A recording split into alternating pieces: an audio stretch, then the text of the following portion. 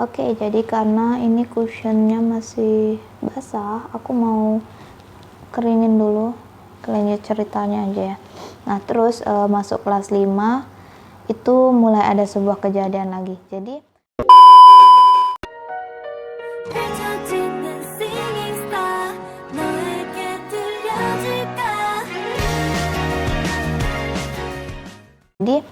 kelasku itu 5A, tuh harusnya kelas 5 itu masih di lantai bawah sama di gedung lain gitu. Tapi karena ini 5A, jadi dia kayak gabung ke lantai 2, lantai dimana itu kelas 6, kelas kakak kelas gitu kan.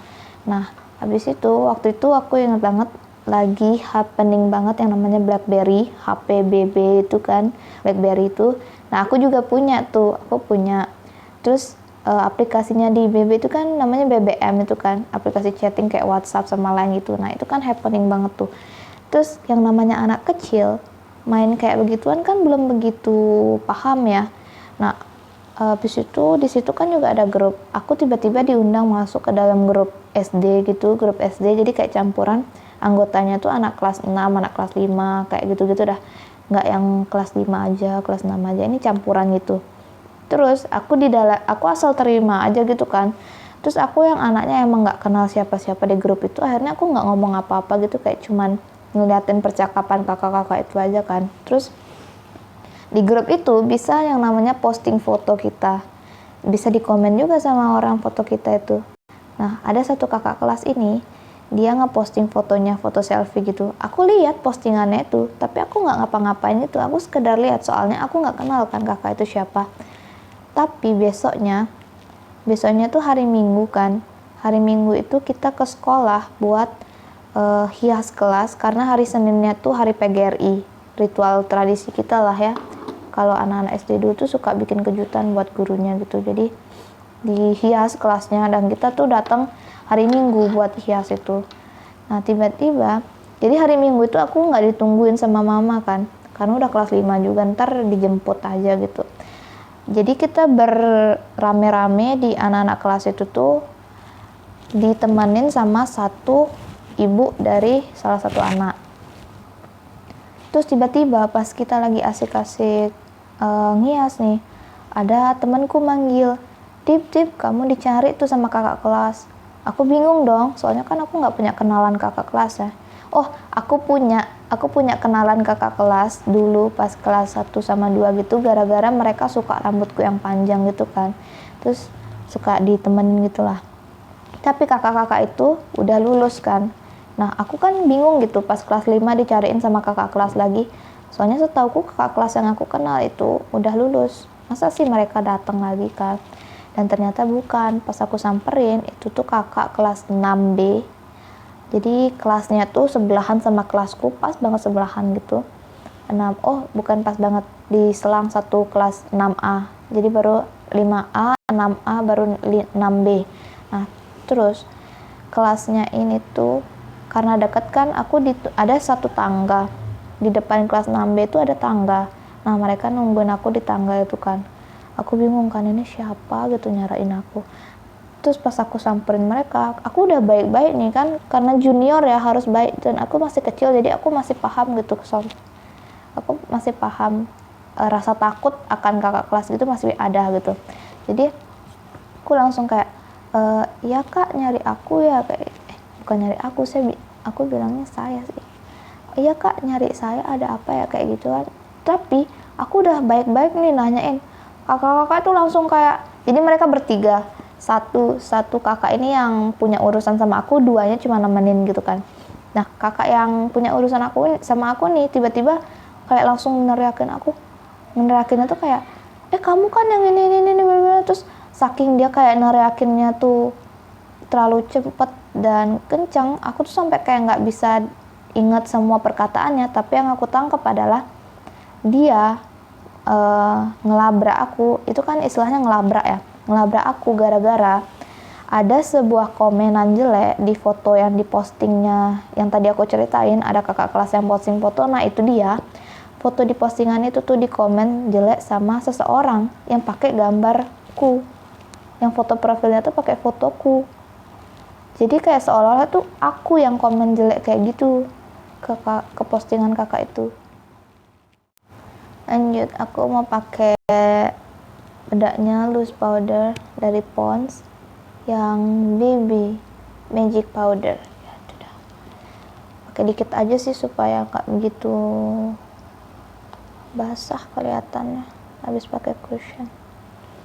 Nah lanjut ya, kan kakak-kakak itu tiba-tiba neriakin aku gitu kan, aku bingung kan, soalnya itu kan bukan aku ya, jadi kayak aku tuh udah mau buktiin, aku udah mau ngeluarin HP ku buat ngasih lihat kalau aku nggak pernah komen kayak gitu kan, tapi kayak kakak itu kekeh banget, itu tuh aku kayak udahlah itu pasti kamu udah kayak gitu-gitu. Pokoknya aku yang waktu itu masih kecil dan nggak tahu mau ngapain, akhirnya aku nangis kan, aku kayak bilang bukan aku kak, bukan aku, itu sambil nangis kan. Dan itu dilihat sama ibu dari temanku yang nemenin kita buat ngas kelas itu. Nah akhirnya ibu ini kan ngelindungin aku lah istilahnya kan, kayak ini apa ini, pokoknya aku ditarik ke belakangnya dia, terus aku kayak dipeluk sama dia, terus aku kayak dibelain lah sama si ibu temanku ini, aku dibelain. Terus akhirnya mereka mungkin takut ya karena ngeliat ada orang tua di situ, mundurlah mereka, pergilah mereka kan. Aku kira masalahnya bakal selesai. Terus akhirnya waktu itu juga lagi happening banget yang namanya Facebook, aku juga punya Facebook ya, dan kakak ini ngeposting tentang kejadian itu di Facebooknya dia bilang kayak aku tuh cuman bisa berlindung di ketiak ibuku, padahal itu kan bukan ibuku ya, itu dia kira itu ibuku karena aku dilindungin sama si ibu, padahal itu kan ibu temanku. Dia bilang aku tuh kayak cuman bisa berlindung di ketiak ibuku, pokoknya dia ngejelek-jelekin aku lah. Aku selagi nggak diganggu fisik, lagi-lagi aku nggak mau cerita sama mama kan, aku anaknya emang tipenya gitu, nggak cepet mau cerita ke orang tua kalau ada masalah itu, karena aku pendem lah. Terus aku pikir bakal fine-fine aja ya, tapi ternyata itu kayak ngebikin efek ketakutan yang sebelumnya mentalku udah mulai nggak bagus perkembangannya, yang dibully dari kelas 1 itu keluar lagi efeknya, tapi lebih parah. Aku lebih kayak langsung takut, pokoknya kalau deket kakak kelas itu aku jadi takut banget. Nah ingat nggak kan tadi aku bilang di depan kelasnya 6B itu ada tangga, jadi tangga ini tuh kayak tangga utama buat naik ke lantai kelasku. Ada 2 tangga, itu tangga utama. Nah ada 1 tangga lagi, tapi ini agak jauh karena harus muterin halaman yang besar gitu, terus masuk lewat gedung sebelah, baru naik tangga, baru bisa ke kelasku. Nah aku saking takutnya buat lewat depan kelas si kakak itu, aku rela-relain muter jauh gitu cuman buat masuk kelas. Setakut itu aku buat ketemu sama kakak itu. Bukan karena aku takut karena itu emang aku salah, tapi efek dari perkembangan mental yang emang udah nggak bagus dari kelas 1 SD itu yang bikin aku kayak takut banget karena ada masalah lain yang muncul gitu kan.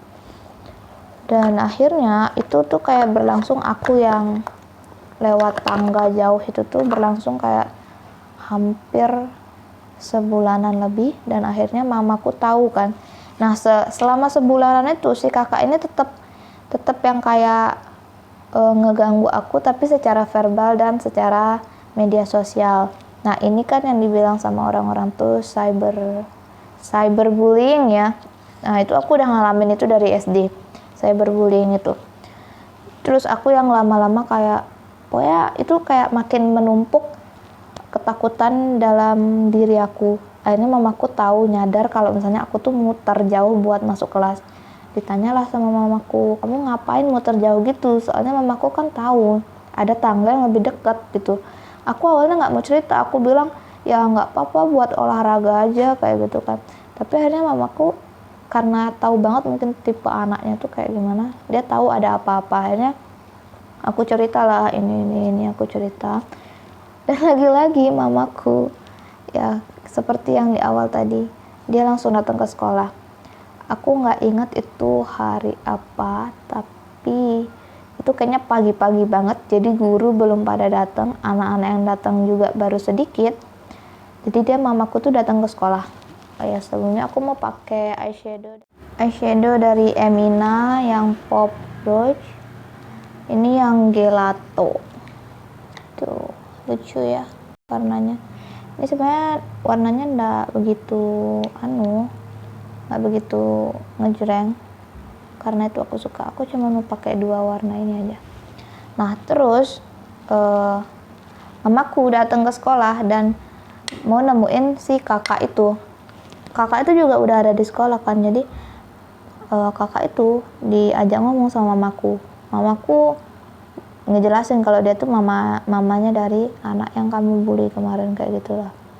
Terus kakak ini kayak takut lah ya, karena ternyata sampai datang orang tua gitu. Terus dia ngomong 4 mata sama mamaku, itu ngomongnya di dalam kelasku. Terus kayak kita tuh ngeliatin dari luar gitu kan. Aku tuh sebenarnya kenapa aku nggak mau cerita, salah satunya aku juga nggak enak sama si kakak itu yang sampai didatengin mamaku. Aku kayak masih punya perasaan nggak enak kayak gitu kan, aneh banget. Tapi emang kayak gitu aku anaknya. Aku tuh kayak nggak mau kakak itu diapa-apain gitu sama mamaku, walaupun cuma diajak ngomong gitu, tapi aku kayak takut, ngerasa bersalah gitulah. Terus akhirnya aku nggak tahu mereka ngomong apa di dalam, tapi keluar kakak itu udah nangis. Terus akhirnya minta maaf ke aku gitu kan. Dan ya aku maafin aja, karena emang ya udahlah ya, mau diapain lagi. Aku bukan tipe pendendam gitu. Jadi aku maafin dan semua masalahnya clear. Tapi yang aku nggak tahu adalah sampai sekarang siapa yang nulis komenan itu pakai fotoku. Dan aku di situ belajar kayak media sosial itu ternyata semenyeramkan itu efeknya. Kita nggak tahu itu siapa, tiba-tiba dia pakai foto kita. Ini masih mending ya buat komenan jelek. Coba kalau bayangin dia pakai foto kita buat hal-hal yang lebih buruk dari itu, kan nggak bisa kita bayangin. Apalagi ini masih SD ya, masih anak SD gitu. Oke, aku berubah pikiran, aku mau pakai yang warna lebih gelap nih. Nah, terus masalahnya mungkin emang kelihatannya clear, tapi sebenarnya efek dari masalah itu tuh nggak bisa hilang sampai sekarang. Aku tuh jadi kayak punya trauma sendiri. Maksudnya trauma akan keberadaan kakak kelas. Aku benar-benar kayak takut gitu sama kakak kelas. Aku nggak pernah mau berhubungan sama kakak kelas lagi. Jadi ketika waktu masuk SMP, aku sebisa mungkin tuh tertutup banget anaknya, pokoknya nggak mau berurusan lah sama kakak kelas gitu. Jadi kan waktu mos SMP tuh cantik warnanya. Waktu mos SMP tuh yang dampingin kita kan bukan guru kan, tapi udah kakak kelas. Nah, itu di saat anak-anak kelas lain begitu deket sama kakak pembimbing mereka, aku kayak sebisa mungkin nggak mau gitu berurusan, saking takutnya, walaupun aku tahu kakak-kakak itu tuh baik sebenarnya. Terus aku tuh kalau misalnya udah berurusan sama kakak kelas sampai sekarang nih ya, kadang tuh masih suka gemeteran. Jadi tanganku tuh langsung kayak tremor gitu, pokoknya langsung gemeteran lah. Aku nggak ngerti itu efek apa, soalnya aku nggak mau dibawa ke dokter juga, biarin aja gitu kan.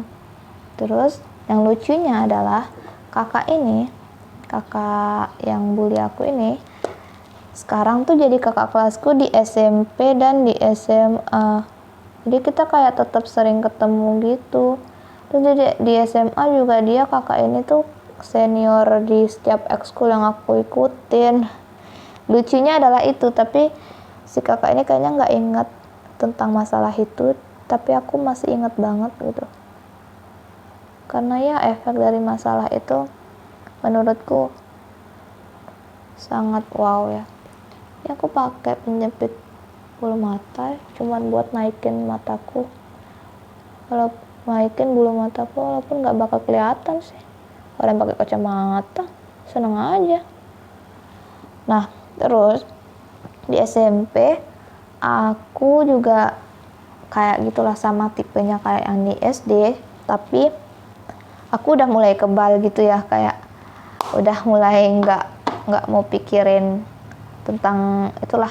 Mereka mau ngomongin aku, mereka mau jauhin aku udah nggak peduli lagi. Maksudnya aku udah fokus ke duniaku sendiri. Aku punya jalan, aku punya tujuan, aku fokus ke itu aja. Aku nggak mau mikirin mereka kayak gitu. Dan aku di SMP itu cuman punya satu teman deket gitu. Jadi namanya tuh Tiara Anissa.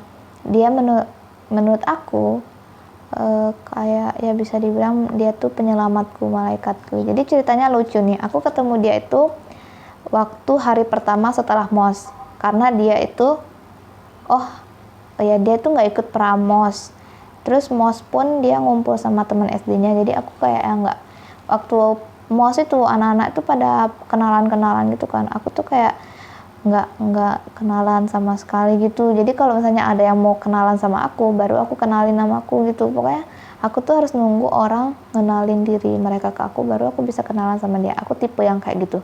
Terus waktu hari pertama setelah MOS itu kan mulai duduk berdua-dua gitu kan sama temennya. Aku kan nggak punya teman ya. Terus waktu itu bangku itu kurang satu, aku nggak dapet bangku. Akhirnya aku diam berdiri gitu kan. Nah dia ini, si Tiara Anissa ini, biasanya dipanggil Nisa, aku panggilnya Ica atau Cica. Tuh dia tuh tiba-tiba narik aku, ngajak ke sampingnya dia. Jadi bangku yang kosong itu di sampingnya dia, yang nggak ada bangkunya itu. Dia bilang, sini kamu diam sini dulu ya, ntar kita cariin bangku. Dia ngomong kayak gitu. Terus aku yang kayak, oh iya kan, aku kayak yang belum cerewet banget waktu itu, soalnya masih di lingkungan baru gitu, nggak kenal siapa-siapa. Aku mau pakai blush on dari aku lupa namanya apa, Red ya itu dah. Ini tuh blush onnya mama sebenarnya, cuma nggak pernah dipakai, jadi aku yang pakai, kayaknya dikit aja. Nah terus dia kayak dari permulaan itu, dari pertemuan yang aneh itu, kita jadi deket banget. Dia itu anaknya tipenya bertolak belakang banget sama aku. Aku tuh kayak nggak banyak omong, dia tuh cerewet banget. Aku tuh nggak betah, nggak betah harus kesana kemari. Dia tuh suka banget kesana kemari. Terus kayak waktu kita ketemu, kita tuh kayak saling melengkapi gitu. Dia ngajarin aku bagaimana caranya supaya aku tuh bisa bersosialisasi, gimana caranya aku supaya bisa keluar pelan-pelan dari ketertutupan aku kepada dunia. Dan ya aku sangat bersyukur bisa ketemu dia. Sampai sekarang pun kita masih temenan, padahal kita udah pisah sekolah gitu kan, beda SMA. Terus jadi selama 3 tahun di SMP aku temenannya tuh cuma sama dia. Maksudnya tuh kayak yang benar-benar temenan, bukan sekedar kayak teman kelas. Ya teman kelasnya banyak ya, itu semua temanku, tapi yang benar-benar bisa aku percaya, bisa aku anggap dia nggak bakal mengkhianati aku atau apapun, itu cuman dia. Terus karena ada dia, aku jadi kayak nggak pernah mikirin omongannya anak-anak kelas di SMP. Jadi anak-anak kelas tuh juga suka ngomongin aku gara-gara aku cuma deket sama dia kan. Tapi ya emang begitu adanya, aku nggak bisa yang begitu deket sama anak-anak kelas lain kecuali si Nisa ini. Dan itu jadi bahan omongan. Dan si Nisa pun kelihatannya tuh kayak nggak begitu deket sama anak-anak lain, maksudnya anak-anak geng yang cukup populer gitu kan. Itu bukan tipe kita banget, jadi kita kayak membuat dua kubu kayak gitu. Emang itu nggak baik ya, tapi ya begitu adanya. Jadi aku bisa ngelewatin hari-hari di SMP tuh berkat dia. Terus masuk SMA, kita pisah sekolah. Aku udah mikir banget kayak, duh gimana nih pisah sekolah, nggak tahu mau kenalan sama siapa lagi kan.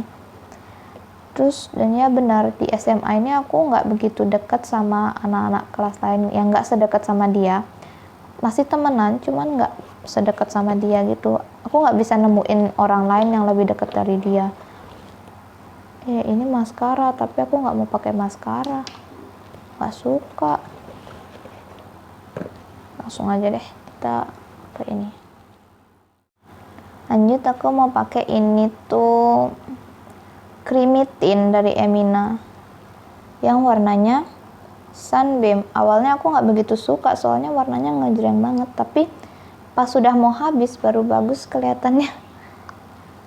Nah lanjut, jadi masuk SMA tuh aku nggak nemuin teman yang benar-benar dekat kayak si Nisa ini, tapi I'm totally fine because ya lagi-lagi aku fokus aja ke tujuanku gitu. Berteman ya berteman aja, bertemannya kayak begitu-begitu aja, maksudnya nggak yang kayak si waktu SMP.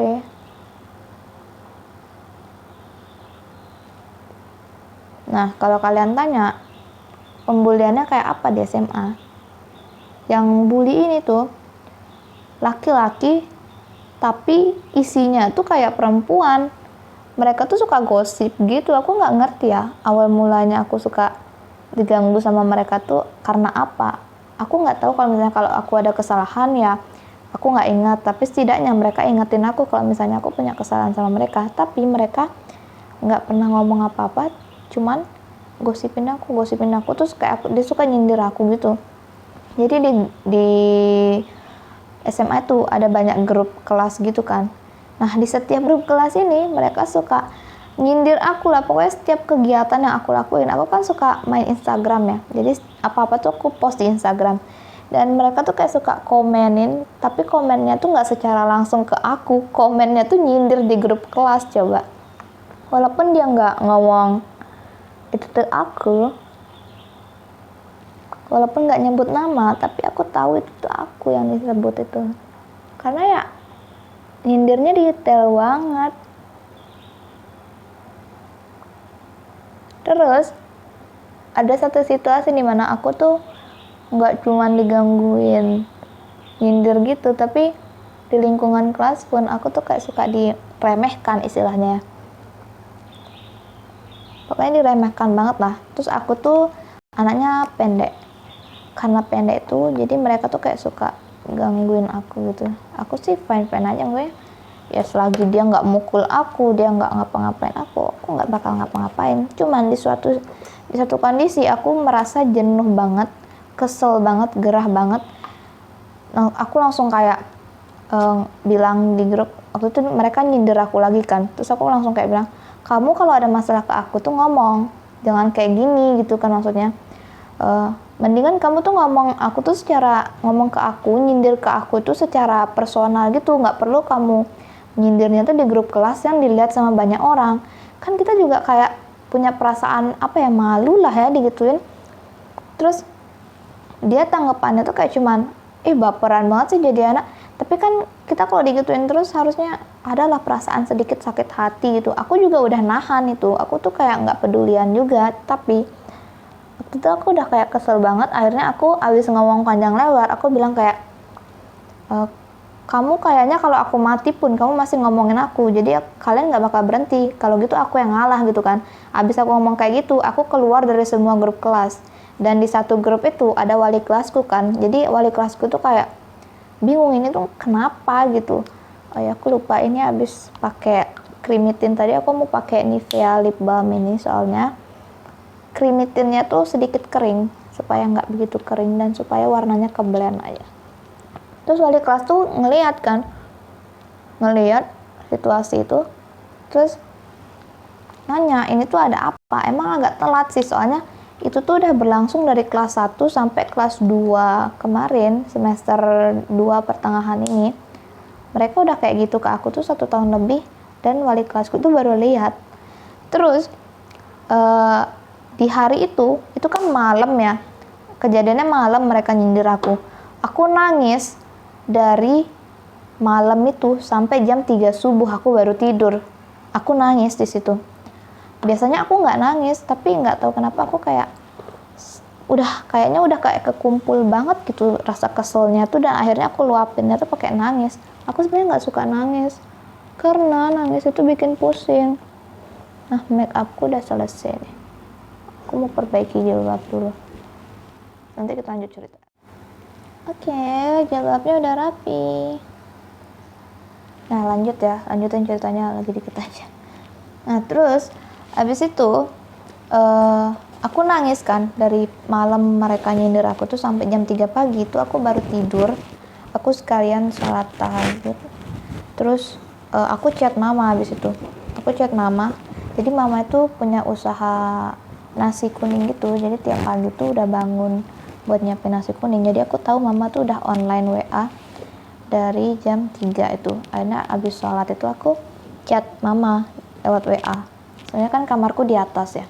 Aku chat mama. Aku bilang, "Mah, hari ini Diva izin sekolah ya." Aku nggak bilang kalau aku tuh ada masalah. Aku awalnya bilang lagi nggak enak badan kan. Terus mama yang bilang, "Kenapa?" Terus soalnya aku biasanya tuh baru sakit itu kalau misalnya benar-benar kecapean. Tapi di saat itu aku lagi nggak ada kegiatan yang sibuk banget. Jadi mama bingung kan kok tiba-tiba sakit. Karena aku bilang lah, sehari aja Mam, Diva mau nggak masuk, supaya aku jelasin lah tentang anak-anak itu. Terus aku bilang, aku tambahin, tapi mama nggak usah ngurusin ini, mama jangan ikut kayak waktu SD atau TK itu yang sampai didatengin gitu kan. Aku nggak mau yang kayak gitu. Aku udah besar, jadi aku harus nyelesain ini tuh sendiri. Aku bilang gitu ke mama. Terus mama yang kayak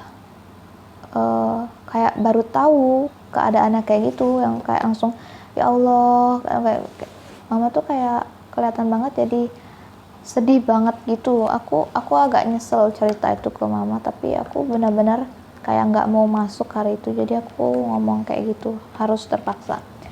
Dan akhirnya pas jam 5-an itu subuh kan, habis subuh itu mama naik ke atas, mama ke kamarku, terus nanya, "Kamu diapain aja sama mereka?" Terus aku kayak ngejelasin lah.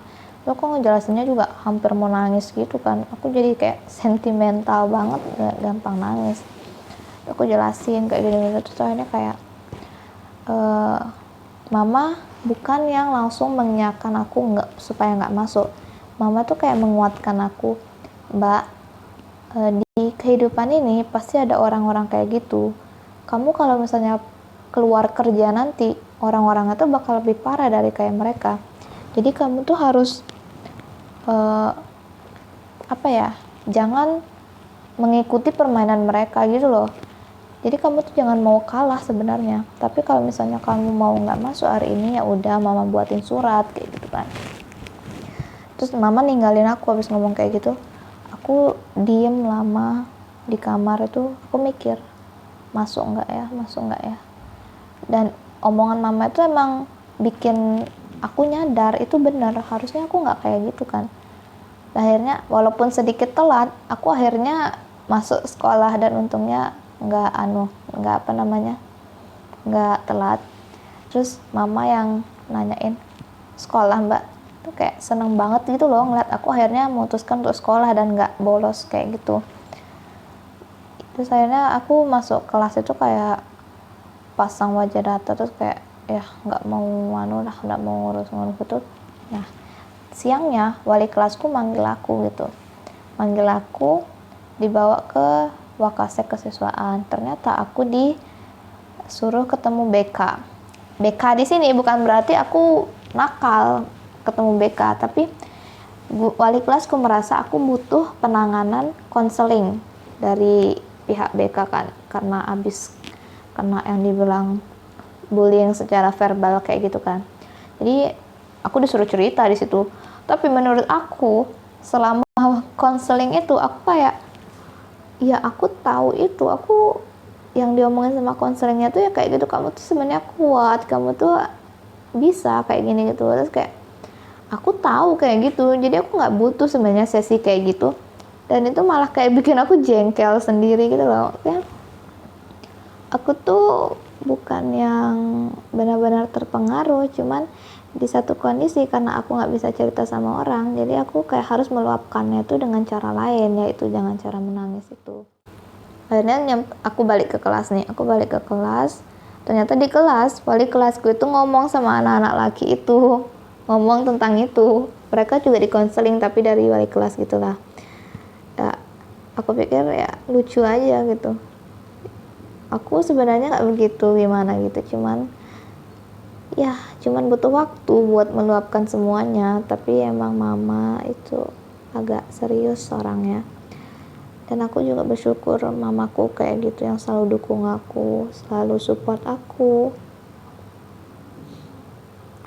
Papa tuh supportnya tuh lebih ke perlindungan gitu sih, soalnya jadi abis kejadian itu pas malamnya papa kan kerja kan, jarang di rumah.